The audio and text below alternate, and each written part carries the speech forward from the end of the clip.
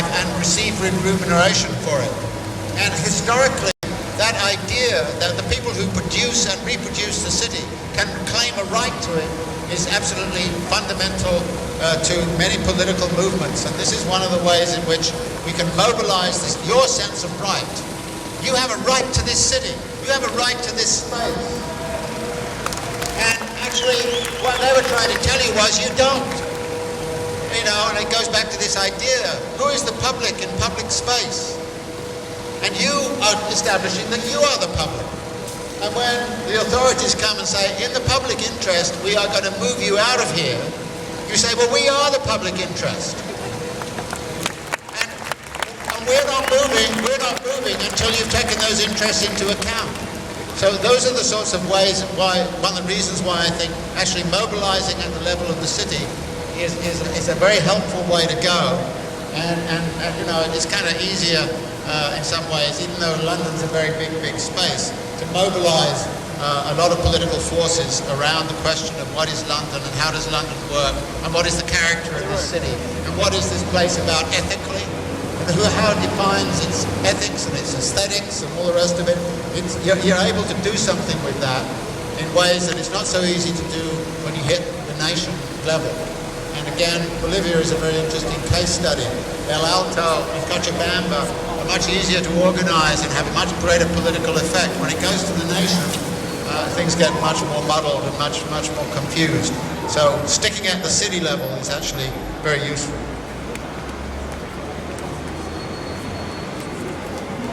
Right then, my question was, well, you addressed earlier when you spoke about the lack of representation, whether it's Labour, Lib Dem, Conservatives. We actually have no one to represent us, even if we topple this government. You also spoke about the need for the dissolution of the state in some senses. And when Marx speaks about revolution, he always emphasises the need for an international proletariat revolution.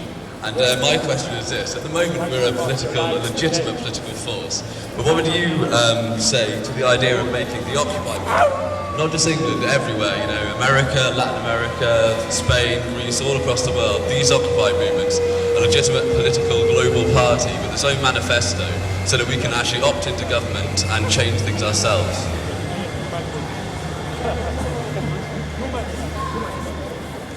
Hello. There's a lot of people. I'm nervous. Okay. My question is, I don't feel that we can continue as we are because there's going to be a massive issue in Europe and the gap between the rich and the poor is getting wider and people are starting to notice that their lifestyles are extremely different from a very small minority of very wealthy people. And it kind of feels like, I feel like at the moment we're going to reach a crescendo, something has got to change and something probably will be forced to change soon. So my question is, what will change? Whether that's a huge financial collapse, whether it's a mass uprising, fingers crossed for the mass uprising, and how can we influence that positively as a movement?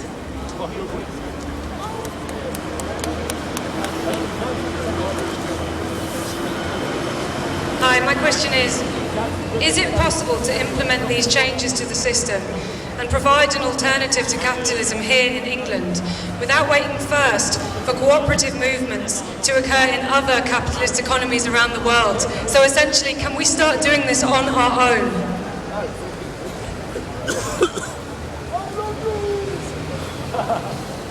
You know, there's a rule in politics I've always found important, which is that all politics begins as local politics.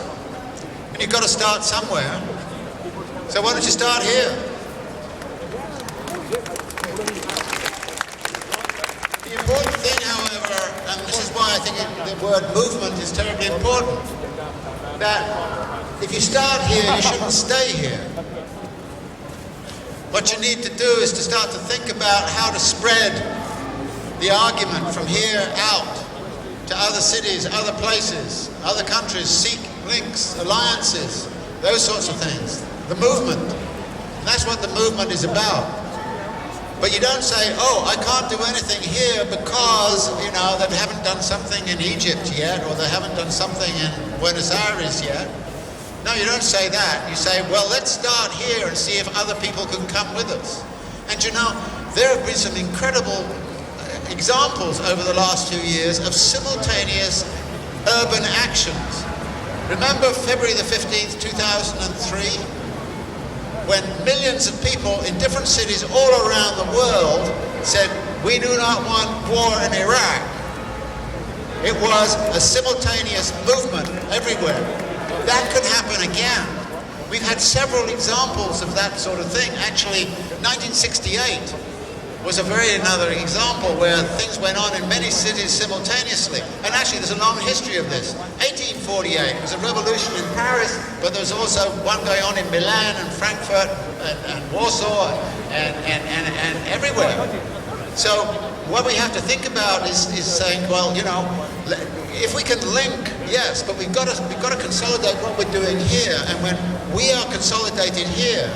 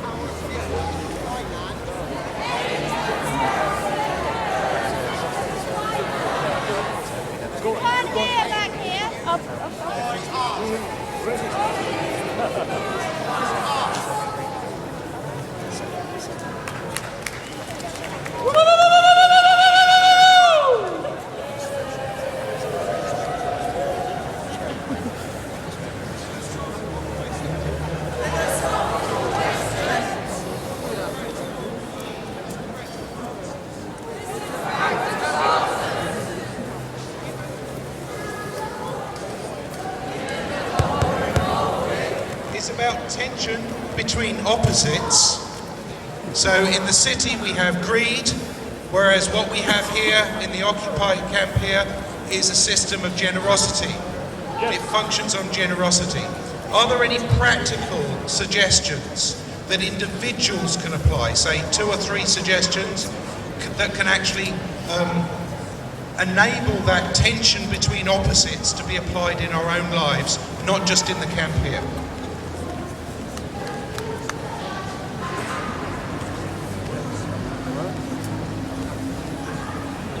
You know, one of the things you might be surprised to find is that not all bankers are just greedy pigs. Occasionally in New York City, I go and hang around in bars late at night where bankers hang out because I like to listen to what they're talking about. And I was in one bar one night, and all of a sudden this guy started crying. And he just cried and cried. I said, what's up with me? I started to feel real sorry for him. And he just said, it's all fraud. It's all fraud. That's all I do all day is defraud people. And he said, I feel horrible about it. And I said, well, why don't you give it up? And he said, oh, I just make too much money at it. But I said, well, you know, if you could find something else to do that, you know, gave you a reasonable kind of living, would you rather do it? And he said, well, yes, I would. And actually, I suspect there are some decent people around who are locked into a horrible, alienating system in the way that almost everybody in a work position these days under capitalism is. This is an inhumane system at all levels. And I think that actually what this means is that what we've got to do is to start actually not necessarily to kind of polarize it by saying, you are horrible pigs. You grab people and say, look, there is a better life to be lived, a funnier life to be lived, a more enjoyable life to be lived. And you know, a revolutionary movement, remember, is the festival of the people. And why don't you join the festival of the people? That's the question we should put to everybody. And this is where the 99%, a lot of people who are working quite high up in the system are locked into a job specification which they cannot do anything other than what they do. And it's alienating, deeply alienating and dehumanizing. Yes. Capital has arisen in a way that it's got to the point where it is not only inconsistent with the possibility of perpetual growth forever, it's also got to the point where majority of jobs which people hold are dehumanizing and degrading and alienating. And what we have to do is to say, look, we want a political project that is going to rescue you. I mean, go talk to the bankers and say, look, we're trying to rescue you from your own alienation and your own dehumanization. Why don't you join us? Be part of the festival of the people. And remember, actually creating it as the festival of the people makes this fun. And actually, I have to say, you know, in the political movements I've been in over the many, many years, they have always had a side which was sheer fun and enjoyment. So enjoy your occupation, have a good time, and actually de-alienate everybody around you and try and spread that kind of sense of de-alienation. And then I think this was one of the ways in which you can spread the word, not only through political kind of lectures, but also by actually having fun.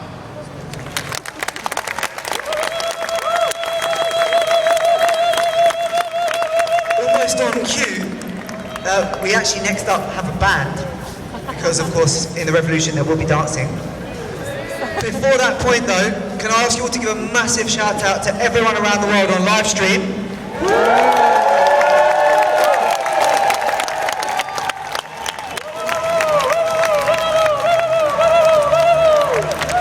Thank you. We're going to close this with a solidarity message from Colombia, but before we do that, please join me once again just to say thank you very much to the legendary David Harvey.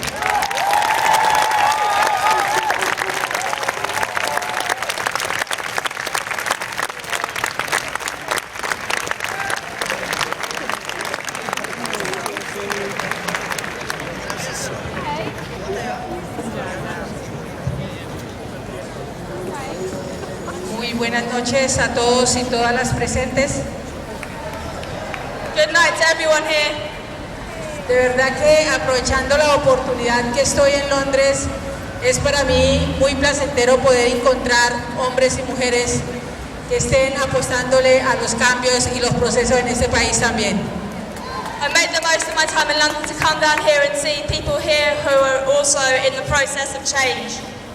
En nuestro país es una lucha permanente por cambiar las políticas que van en detrimento de toda la población en general en nuestro Colombia. In our country there's a permanent struggle against the policies that are being carried out against the population. Por eso no me puedo ir sin saludar. Creo que esto es un proceso que viene avanzando en el mundo entero y que Colombia y América Latina no es ajena de los procesos que vienen desarrollando en otros países como Irlanda, Israel, Liria, bueno, y ahora aquí en Londres, Estados Unidos. Creo que es un proceso de hermandad entre todos los seres humanos del mundo. That's why I couldn't leave without greeting you all, because this is the process it's a brotherly process that's taking place in countries across the world. Creo que unidos lo vamos a lograr. Muchas gracias. I believe that together we will win.